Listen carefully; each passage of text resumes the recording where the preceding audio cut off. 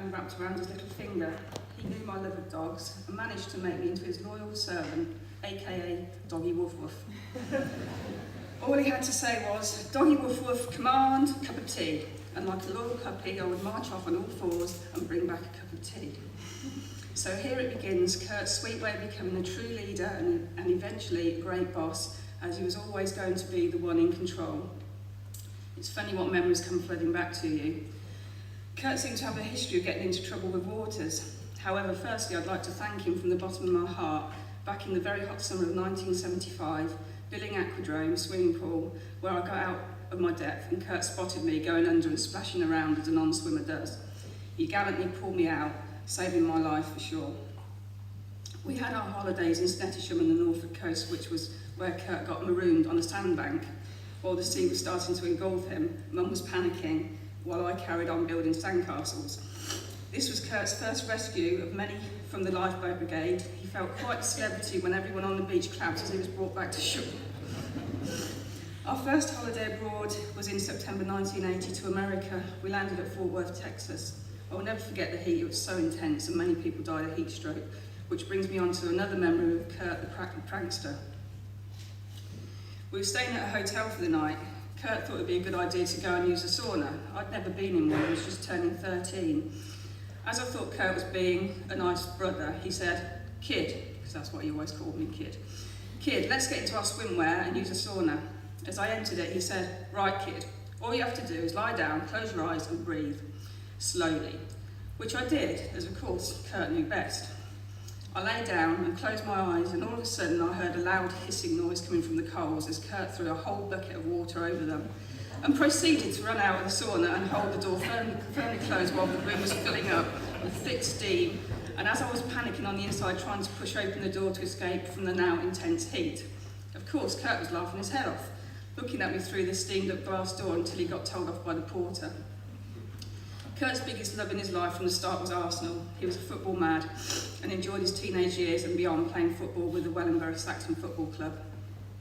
Kurt had a paper round at John Burt's stationery shop, and he saved every penny that he had to get on a bus with all the old Arsenal, which is Earthlingborough men, to get on that bus on his own to go and see Arsenal play. This was one of his first dreams of many to accomplish. We had some great times, and Kurt and the Saxton lads had some special memories on tour with Gavin, Terry, Rob, Jez, and not to forget welfare. I'm sure what happened on tour stayed on. Thank you to everyone who has took the time to be here today to say goodbye to my dad. Before I say my own personal part, we as a family would like to share different moments throughout my dad's life. My dad was extremely work motivated. He lived it and breathed it. I remember when I was 13 or 14 and he wanted to take me out for a drive. I thought, bit strange, but okay, let's go. So as we're driving, he says, "I want to talk to you about the birds and the bees." And I said, "What's that mean?" He replied, "You know girls," and nudges me. Now I'm thinking, where is this going? Because we don't have these chats. And honestly, not very far. Within 2 minutes, the conversation has drifted somehow into truck bodies again. Now weirdly, when someone uses the term birds and the bees, I do not think about girls, I think about trucks. I'm going to talk about my dad's work life, and I feel honoured to share this part of my dad's life because I know how important it was to him. It started in 1981 when my dad was just 16 years old. He started as an apprentice commercial vehicle paint sprayer at United Bodybuilders, a job that actually his mum got him. After 5 years as a commercial vehicle paint sprayer, in 1986, my dad was promoted to sales within the company. I wonder why sales? This would be his first step in the direction of a successful businessman. During the next 5 years, my dad temporarily left what was now York Bodybuilders, but ultimately returned until they closed down in 1991. My dad was only out of work a matter of weeks until he started another sales role for Able D-Mounts based in Chesterfield. After gaining another 4 years experience within the commercial vehicle industry, he joined Derek Jones Bodywork in 1995. Derek Jones had become an important figure within my dad's life. He was a successful business owner with tons of experience, willing to help my dad grow. I believe my dad crossed paths with Derek, not by any luck, but by hard work, dedication and his attitude to work. He may not have knew it then, but Derek was the asset my dad would need to take himself to the next level, because he really did up until this point take himself as far as he could go.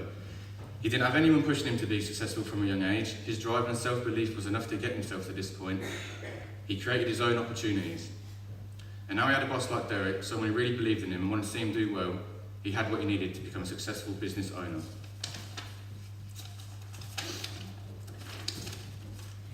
After a few more years working in sales for Derek Jones Bodywork, he would get his next break in his career, becoming managing director, and then in 2005, owner.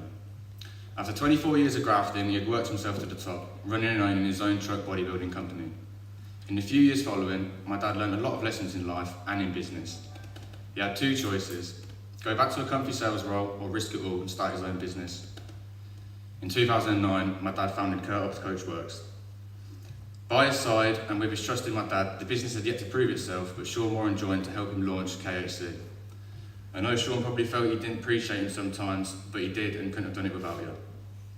My dad's 30 years of experience networking, building lifelong friendships with associates, and not to forget all the help from his loyal staff, created his own truck bodybuilding company, now working out 2 separate sites, employing over 60 people. My dad's philosophy on building a successful business was all about people. He naturally had a lot of time for his work colleagues and customers, always showing an interest and wanting to build real, not just business relationships. He always said that it was one of the best character building experiences playing football, and it helped him in his business life. He was so grateful that football had such an impact on his life. Now, because most people here are within the commercial vehicle industry, he would be disappointed if I didn't say, please continue to show the great support that you've shown him over the years to Russell, Gary, and I would say the team, but they are more like family at KHC. It's still a family-run business. And also, whilst I was in sales, I was shocked at the amount of people that didn't know we did paint and graphics, so please share this info with your colleagues when you go back to your offices. I feel so lucky to have a dad like mine. Our relationship was unique. We was extremely close without really knowing it. I could never compare our relationship to anyone else's I knew, so it was difficult to know when he was being dad and being boss. He would text me nearly every single day, mostly about work.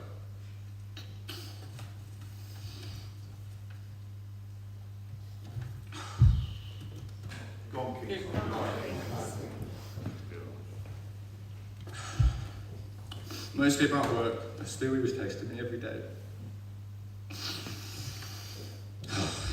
We had tough times regarding work, but it's brought me so many memories with him in a short space of time, which I'm grateful for.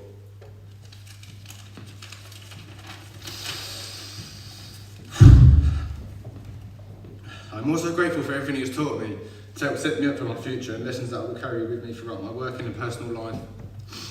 I think sometimes he may have thought I didn't take things on board, but I did. Even if I didn't agree, I took them on board because there was no one I respected more than my dad. He told me what I needed to know, even though I weren't going to like it, and you need people like that in life.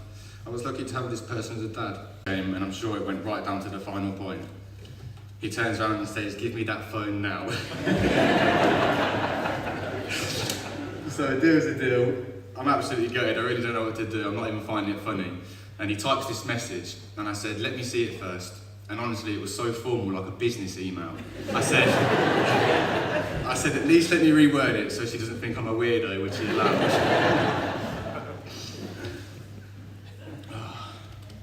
And then he sent it. I was praying she was busy because I haven't spoken to her for ages, and I don't think my dad quite grasped how weird it was for me to just pop up and ask to meet up right now, this minute. Anyway, she replies, "Yeah, be there in 15 minutes.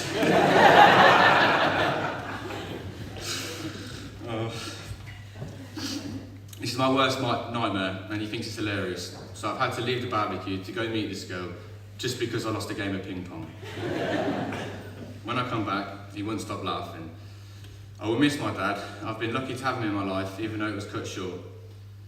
And if it weren't for Martin Collins, his bow and Maradona, even shorter. So I'd like to thank Martin for those extra years he gave us with my dad. I'm not too sure where you are.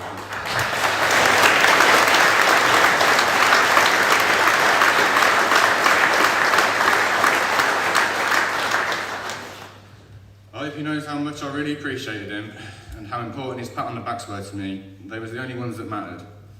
He's gone physically, but he will be with me always in my heart and my memory.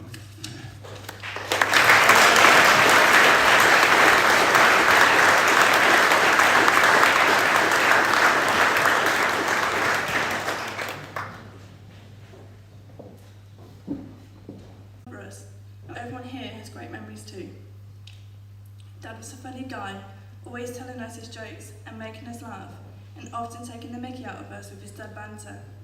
He would come out with the funniest one-liners, and we would always fall about laughing. He was so cheeky, and sometimes he thought it was funny when he was the only one laughing at his jokes. But that's Dad's for you. He always loved to sing and dance, and he always said he wished he'd be in a boy band. A few years ago, Big Chloe, me and Dad went on a holiday to Jamaica. During the holiday, we spent most of the time on the beach and making the most out of the sun. Dad got us some lilos, to which he got the price down next to nothing. Typical.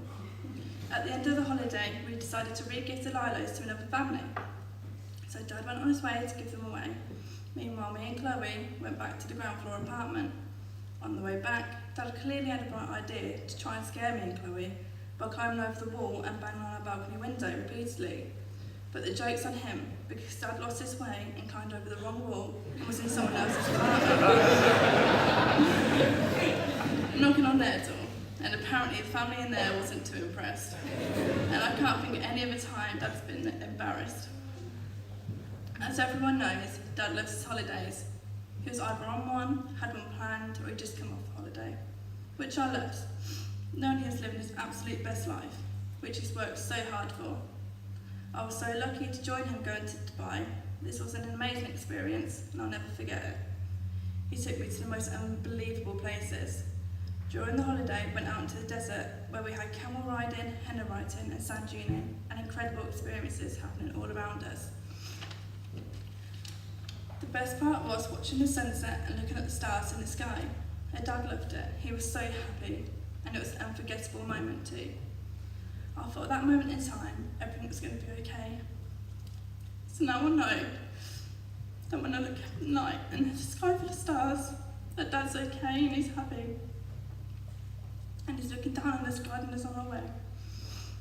When I was younger, I can always remember watching the charity programmes like Children in Need and Red Nose Day.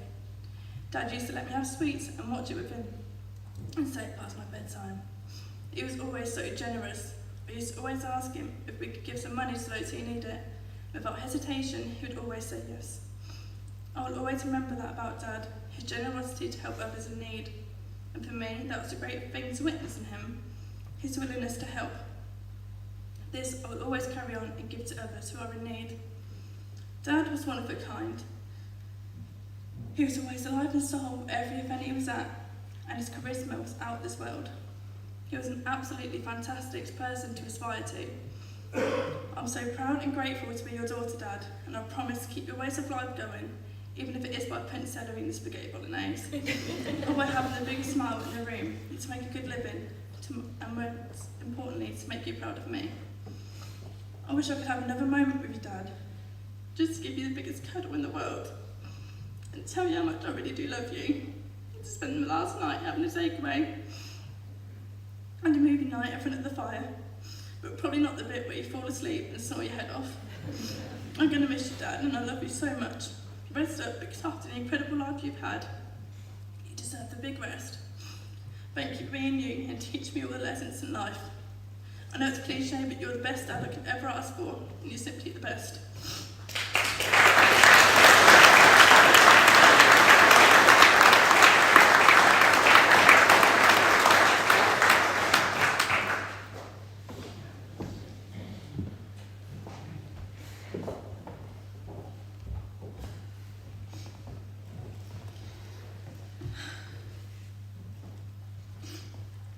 Dad was an incredibly special character, and I feel so blessed to have such loving, caring and funny memories with my dad for 26 years, a few of which I wanted to share today.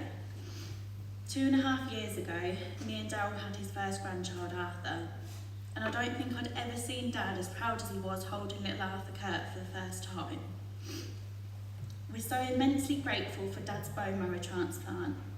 Because of that and the generosity of his donor Martin, he got 2 special years with his grandson. Grandad was a title that luckily Dad had 9 months to get used to. When I announced my pregnancy, some of you may remember him saying, "Less of the Grandad." That's because the title Grandad made him feel old, and we all know how much he hated to feel old. But the only other option was Grumpy, so we stuck with Grandad. Of course, he also had the added bonus of my stepson George, who he adored so much, and I want to share a story of one of their afternoons together. You'd often find my dad in the field opposite the house on his ride-on lawnmower, whilst George ran around playing. On this occasion, Dad had asked George to jump on the lawnmower with him, and they began to ride around the field. And it was a sunny day, so George was wearing a cap. George's cap flew off, and of course, Dad being Dad, he rode straight over it, shredding it to pieces underneath the lawnmower. He put the hat back on top of George's head, took a picture to show Chloe, apologised to George and said, "Don't worry, dude, I'll buy you a new one." Dad got home to Chloe and explained what had happened. I think he felt bad for ruining George's hat. And you will see on the slideshow how bad it was. It was in a bit of a state. Chloe then replied to Dad, "It's not his cap, Kurt, it's yours." I lent it to George earlier today. Dad's face soon changed when he realised it was his beloved Mercedes cap. I think anyone who knew Dad would know how much he loved a good wind-up, and for me, Kingsley and Holly, we had the privilege of being on the end of a lot of those wind-ups. He convinced us once he was wearing Speedos on a family holiday when we were all young teenagers, and the memory of him doing a catwalk on the landing in a pair of Speedos is one, unfortunately, I can't forget. He used to wake us up for school by coming into our bedrooms one by one with the dog's squeaky toy and continuously squeaking it next to our ears while singing as loud as he could, "It's good to get up in the morning, but bad to stay in bed." He even once picked Kingsley up from football training, and as Kingsley got into the car, Dad turned his head to look at Kingsley whilst dressed in a full-on wolf mask. Kingsley said, "Dad, I know it's you," and he responded, "I'm not your dad." And he began to drive off wearing the wolf mask, and I think secretly Kings was really scared. There are so many stories about Dad, I could go on all day. The memories we have to us are so special now. My relationship with my dad was the best. He was my boss, but most importantly, he was my dad. We shared a love for music together, and I will miss his awful singing so much. He was a character larger than life, and I will love him forever.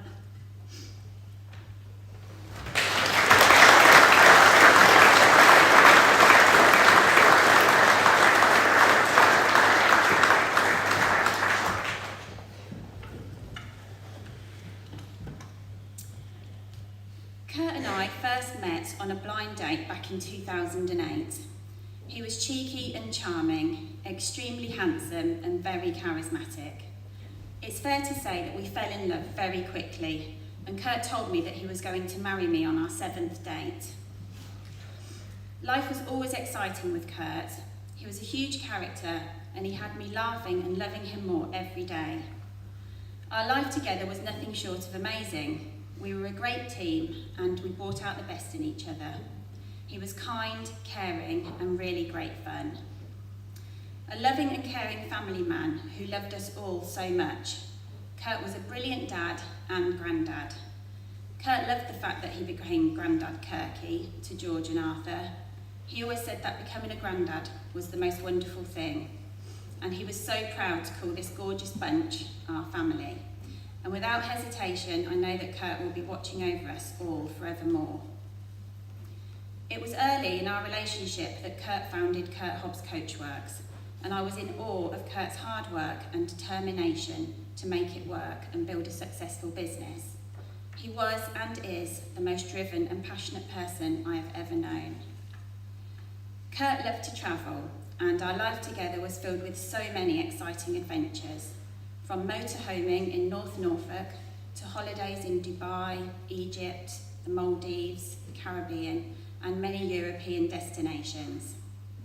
There was always a story to tell about our holidays, and it was mostly about Kurt and the fact that there was always a drama at sea. So to name a few examples, while surfing in Cornwall, Kurt was swept out to sea on a surfboard, and we saw him disappearing into the horizon, while my family and I all stared from the beach with great concern. Another time, Kurt hired a boat on the island of Ischia, and after he spent most of the day smashing into the waves at high speed, We then ran out of fuel 9 miles from the shore and had to be rescued, which was a highly embarrassing experience. Kurt once fell headfirst into a boat in the harbour of Capri in front of 60 people who were waiting on the jetty to board a day trip, and he injured his knee and his pride quite badly that day. He has also been rescued on a paddleboard in the Caribbean Sea during moderate winds. And lastly, he was always prone to seasickness. So you will understand my surprise the day that Kurt came home and said, "Chloe, I've bought a 6-berth powerboat." Kurt loved all sport, both watching it and playing it. He was a keen Arsenal supporter all of his life, and he supported the Northampton Saints rugby team, travelling to many games near and far. Kurt loved playing all sports and keeping fit, which included many years of playing football for the Saxon football team. He also enjoyed playing golf, squash, tennis, mountain biking and skiing, and he is the only person who I know who has ever snapped a ski in half, twice. I am sure that many of you will remember that he had a healthy competitive nature and always wanted to win. A few years ago, Kurt arranged a table tennis tournament in our garden. It wasn't the same day as Kingsley's. And even bought a cup and had it engraved. So after many games over many hours, he proudly presented that cup to himself, being the table tennis champion of his own tournament. Kurt was so proud to have run the London Marathon some years ago, and most recently he ran the Great North Run on 3 consecutive years, raising money and awareness for the Anthony Nolan charity. The first time he ran the Great North Run, his consultant had advised him not to run due to the health risks, but Kurt was never one to shy away from a challenge, and he crossed that finish line with everybody cheering his name. Kurt was diagnosed with cancer in 2014, and in 2016 he received a bone marrow transplant from an unrelated donor, a wonderful man called Martin, who we've since had the pleasure of meeting. Although Kurt was faced with many ongoing health issues and near-death experiences over the years, he never gave up. We used to say that he was like a cat with 9 lives. One minute he was weak and vulnerable, and the next minute he was out running or gardening or going into work. He loved to set himself goals, and he was very proud to break the hospital record of getting out of Leicester Hospital just 17 days after having a bone marrow transplant. He would constantly surprise everyone with his amazing ability to bounce back. Since having the bone marrow transplant, Kurt made a conscious decision to embrace life even more, and he completed his dream of learning to ride a motorbike and passed his test. In true Kurt style, he bought the motorbike before he'd even had his first bike lesson, and then he spent the first 3 months polishing his bike in the garage. He also learned to scuba dive, and together we enjoyed diving in Lanzarote, Malta and Gozo. We also dived in Stony Cove in Leicester, but we both agreed that it was a lot less enjoyable, especially in November. Kurt really did mean so much to so many people, and he touched so many lives. He used to say that he wished he could fake his own death and turn up at his own funeral to surprise everyone and see who actually turned up. Well, I'm very sad to say that this is not going to happen, but I do know that he would be so happy to see you all here today. Everyone loved Kurt, but I am proud to say that I am the lucky girl who got to marry him and call him my husband. I will be eternally grateful for the love and the life that we shared together. Good night, my gorgeous Kirky boy.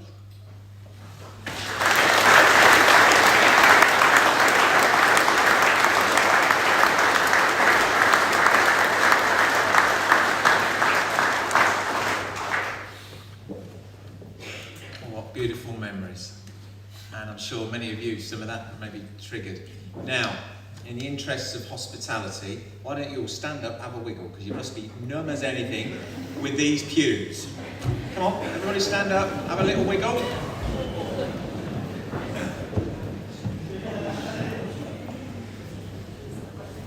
I was always taught at college, any more than a few minutes on those seats and you need to get people. That's why we have hymns in church. Just so you can have a quick wiggle. All right? Numbness gone? Sit down.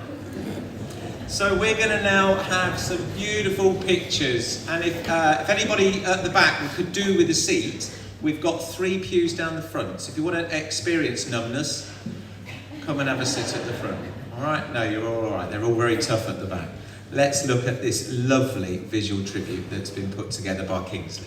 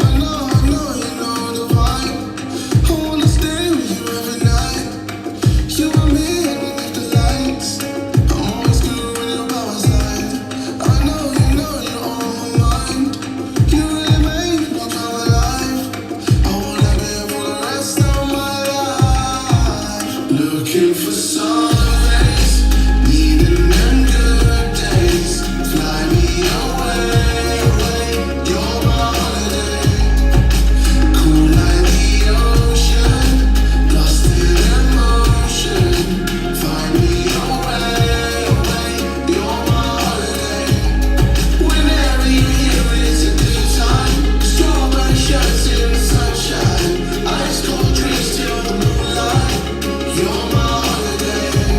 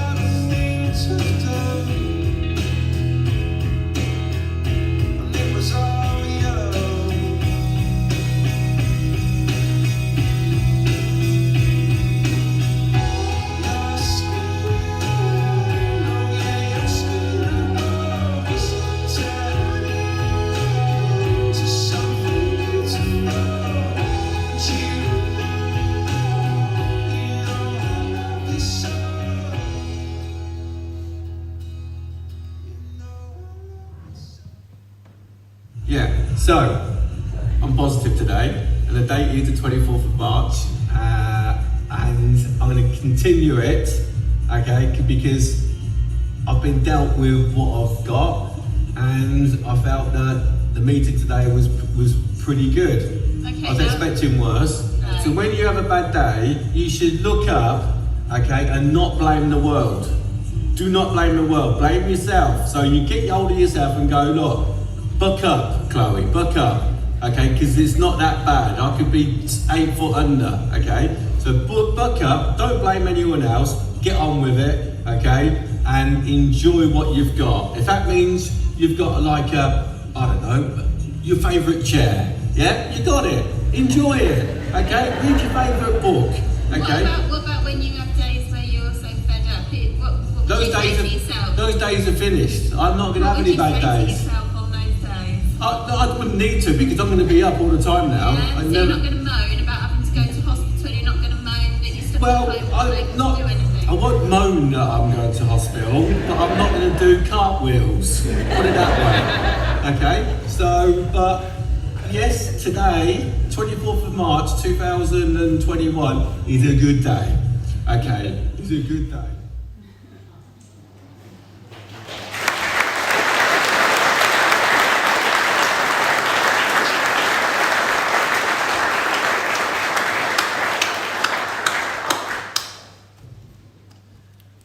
What sage advice for us all, eh? Let's pray.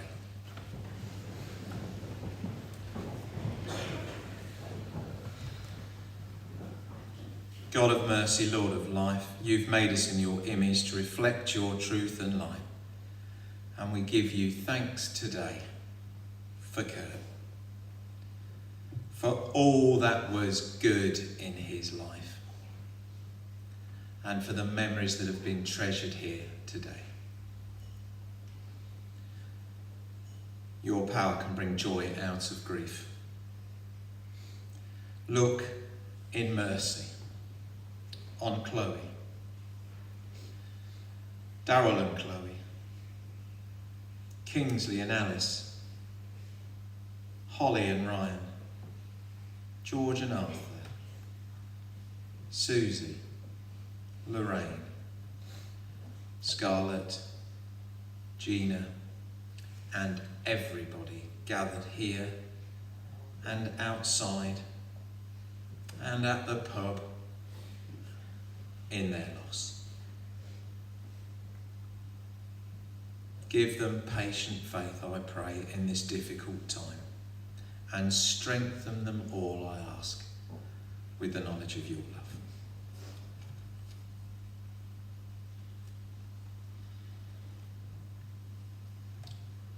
Can we say the Lord's Prayer together? If you got it on your orders of service, it'd be nice if we could say it together.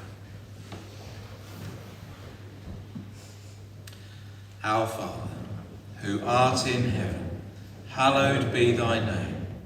Thy kingdom come, thy will be done, on earth as it is in heaven. Give us this day our daily bread, and forgive us our trespasses, as we forgive those who trespass against us. And lead us not into temptation, but deliver us from evil. For thine is the kingdom, the power and the glory, forever and ever. Amen. Thank you.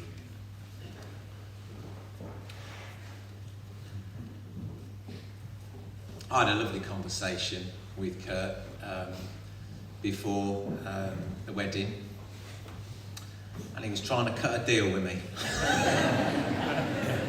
He did. Are you sure we can't get more than 70 in the church? Yeah, I can't. Go on. Then we got it to 75.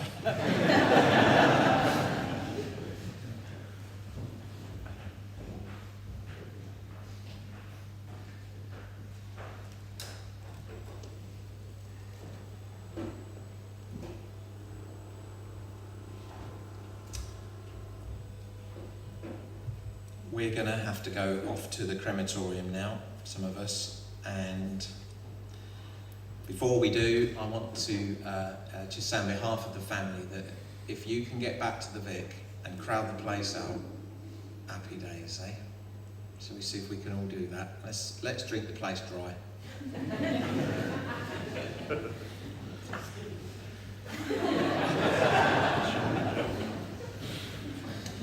We're going to go out to a piece of music that he wanted. Beautiful music by Oasis. Thank you for all the good times. And I would imagine that's been chosen for the right reason. I want to read to you the lyrics. Because if ever these words speak into this moment, these lyrics do. Hold up, hold on, don't be scared. You'll never change what's been and gone. May your smile shine on.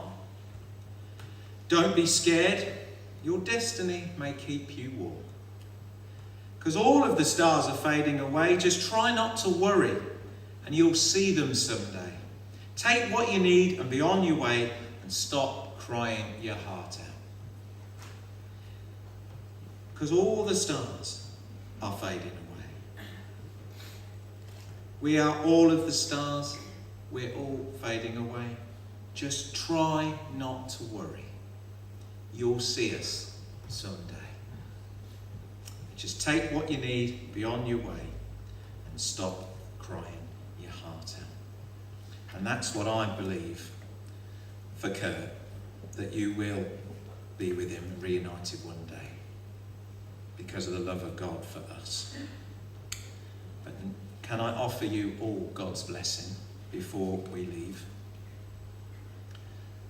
May the road rise to meet you.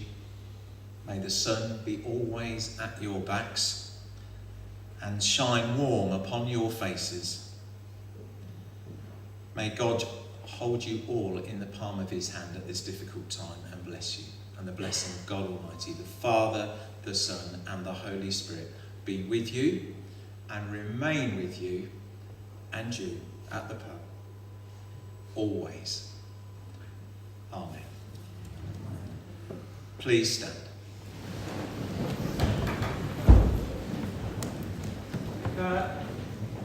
The busy world is hushed, my friend. The fever of life is over. And your work is done. Lord, grant Kurt a safe lodging, a holy rest, and peace at the last. Through Jesus Christ, your Son, our Lord. Amen.